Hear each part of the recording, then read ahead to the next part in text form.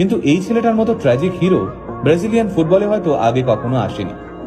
হ্যাঁ, আজ কথা হচ্ছে ফুটবলের রাজপুত্র নেইমারকে নিয়ে। নিন্দুকেরা বলেন নেইমার নাকি খেলতে খেলতে ইচ্ছে করে পড়ে যান, চোট পাওয়ার অভিনয় করেন। কিন্তু তারা হয়তো এটা জানেন না, নেইমার ফুটবল ইতিহাসের একমাত্র খেলোয়াড় যাকে 1000-এরও বেশি সময় ফাউল করা হয়েছে। মাত্র 6 বছর বয়সে ফুটবলে হাতেখড়ি হয় নেইমারের। বলের সঙ্গে তিনি যেন কথা বলতে পারতেন। গোল তো অনেকেই দিতে পারে, কিন্তু ফুটবল খেলাটা যে একটা শিল্প, সেটা হয়তো ছোট্ট নেইমারকে দেখলে বোঝা যেত।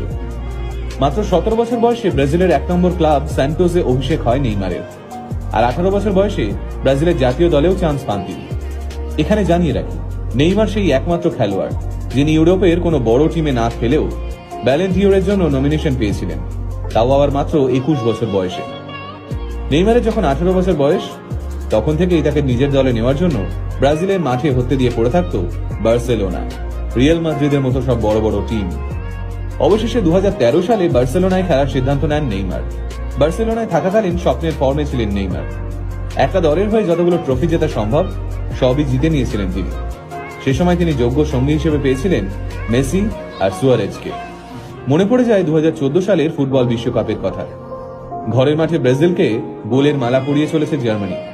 বিশ্বকাপের সেমিফাইনাল ম্যাচে মাত্র 25 মিনিটে 5 গোল দিয়ে দিয়েছে জার্মানি। দর্শকরা সব কেউই বুঝতে পারছেন না কি হচ্ছে।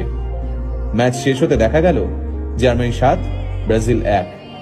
সেদিন নিজের দলের এই শোচনীয় অবস্থা দেখে কাঁদতে কাঁদতে টিভি বন্ধ করে দিয়েছিলেন নেইমার। সেদিন নেইমারের ইচ্ছে করছিল তখনই মাঠে নেমে দলের সম্মান বাঁচাতে। হয়তো ঠিক তার আগের ম্যাচে চোট না পেলে 2014 সালের বিশ্বকাপে জয়ী হিসেবে ব্রাজিলের নামই লেখা থাকত।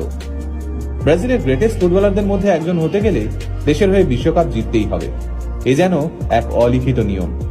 পেলে, রোনাল্ডো, কাকা